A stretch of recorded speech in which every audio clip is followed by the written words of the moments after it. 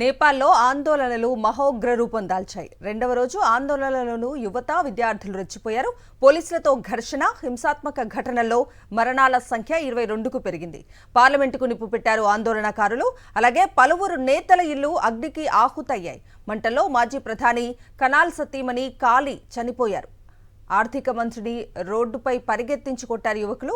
దాడిలో మాజీ ప్రధాని షేర్ బహదూర్ దేవ్బా దంపతులు రక్తమోడారు. నైతిక బాధ్యతగా పదవీ త్యాగం చేశారు ప్రధాని కేపీ శర్మ ఓలీ. కాఠ్మండు మేయర్ బాలెన్ను కొత్త ప్రధానిగా చేయాలని ఆందోళనకారులు డిమాండ్ చేస్తున్నారు. సోషల్ మీడియా యాప్లపై నిషేధంతో పాటు యువత, విద్యార్థులు సోమవారం రోజున మొదలుపెట్టిన ఆందోళనలు మెరుపు వేగంతో నేపాల్ను చుట్టేసి దేశాన్ని సంక్షోభ కుంపట్లోకి నెట్టేశాయి. సామాజిక మాధ్యమాల సేవలను పునరుద్ధరిస్తున్నామని కేపీ శర్మ ఓలీ సారథ్యంలోని ప్రభుత్వం కొద్ది గంటల్లోనే స్పష్టం చేసినా అప్పటికే పరిస్థితి చేయి దాటిపోయింది. రాజధాని కాఠ్మండు మొదలు దేశవ్యాప్తంగా వేలాది మంది విద్యార్థులు, యువత తమ నిరసన జ్వాలలను మరింతగా ఎగదోస్తూ ఏకంగా పార్లమెంట్ భవనానికి నిప్పు పెట్టారు. రెండో రోజున ఆందోళనలను అణిచివేసేందుకు అదనపు పోలీస్ బలగాలు, సైన్యం రంగంలోకి దిగాయి. కాశీమతిలో పోలీస్ సర్కిల్కు నిప్పు పెట్టి అధికారులపై దాడి చేయడంతో పోలీసులు కాల్పులు జరిపారు. దీంతో 2 చనిపోయారు. దీంతో కాల్పులు, పరస్పర ఘర్షణల ఘటనల్లో మరణాల సంఖ్య 22కు పెరిగింది. 300 మందికి పైగా గాయపడ్డారు.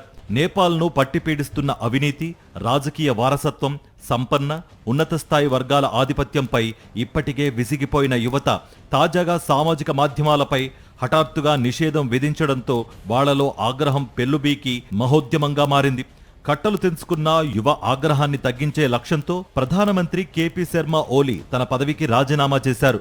భద్రంగా ఇంటి నుంచి సురక్షిత ప్రాంతానికి వెళ్లేందుకు నేపాల్ ఆర్మీ చీఫ్ అశోక్ రాజ్ సిగ్గేల్ను బతిమాలుకున్నట్లుగా వార్తలొచ్చాయి. ఆందోళనకారుల నిరసన కార్యక్రమం అదుపు తప్పి మాజీ ప్రధానమంత్రి, తాజా మంత్రులపై భౌతిక దాడులు దాకా వెళ్లింది. ప్రధాని ఓలీకి చెందిన భక్తపూర్లోని బాల్కోట్ నివాసాన్ని ఆందోళనకారులు తగలబెట్టారు. మాజీ ప్రధానమంత్రి జలక్నాథ్ బనాల్ ఇంటికి ఆందోళనకారులు నిప్పు పెట్టారు. ఈ మంటల్లో చిక్కుకుని ఆయన భార్య రాజ్యలక్ష్మి చిత్రకార్ తీవ్రంగా గాయపడ్డారు.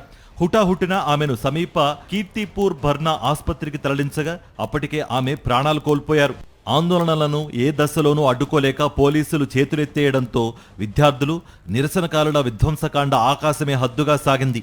పార్లమెంట్, దేశాధ్యక్షుని కార్యాలయం, ప్రధాని నివాసం, సుప్రీంకోర్టు భవనం, ప్రధాన రాజకీయ పార్టీల హెడ్ ఆఫీసులు, సీనియర్ నేతల ఇళ్లు, మీడియా కార్యాలయాలు ఇలా దేశంలోని కీలక భవంతులన్నీ ఆందోళనకారుల ఆగ్రహ జ్వాలల బారిన పడ్డాయి. ప్రోకా పట్టణంలో ఆందోళనకారులు కారాగారం గోడలు బద్దలు కొట్టారు.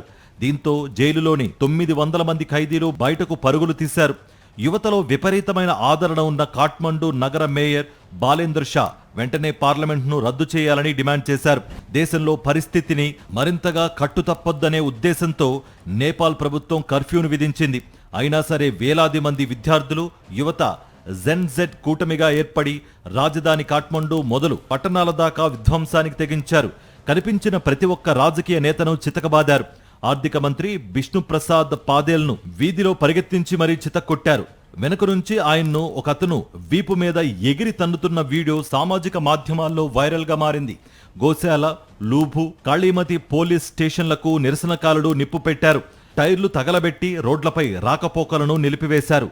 కమ్యూనిస్ట్ పార్టీ ప్రధాన కార్యాలయ భవనం ఎక్కి పార్టీ జెండాను చింపివేశారు. ఎటు చూసినా ఆస్తుల విధ్వంసం, వినాశనంతో నేపాల్ నిలువెల్లా రక్తమోడింది. దుకాణాల లూటీలు, పౌరుల భయాందోళనల నడుమ ప్రధాని రాజీనామాతో ఎట్టకేలకు సైన్యం పూర్తి స్థాయిలో రంగంలోకి దిగి శాంతి భద్రతల పరిరక్షణ బాధ్యతలను తన చేతుల్లోకి తీసుకుంది. పరిస్థితులను తమకు అనుకూలంగా మలుచుకుని ప్రజల ఆస్తులను ధ్వంసం చేస్తూ లూటీలకు తెగించిన వాళ్ల అంతు చూస్తామని ఆర్మీ చీఫ్ హెచ్చరించారు. మరోవైపు జెన్జెడ్ విద్యార్థి యువలోకానికి దేశాధ్యక్షుడు రామచంద్ర పౌదేల్ ఆందోళనను వేడనాడి చర్చలకు రావాలని పిలుపునిచ్చారు. పరిస్థితిని చక్కదిద్ది ప్రభుత్వం, ఆర్మీ దేశంలో మళ్లీ శాంతిని నెలకొల్పాలని నేపాల్లోని ఆస్ట్రేలియా, ఫిన్లాండ్, ఫ్రాన్స్, జపాన్, దక్షిణ కొరియా, బ్రిటన్, అమెరికా రాయబార కార్యాలయాలు సంయుక్త ప్రకటనలో అభ్యర్థించాయి. ఉద్యమాలు శాంతియుతంగా సాగాలని, హింసాత్మక పదం పనికిరాదని ఐక్యరాజ్య సమితి సైతం హితవు పలికింది.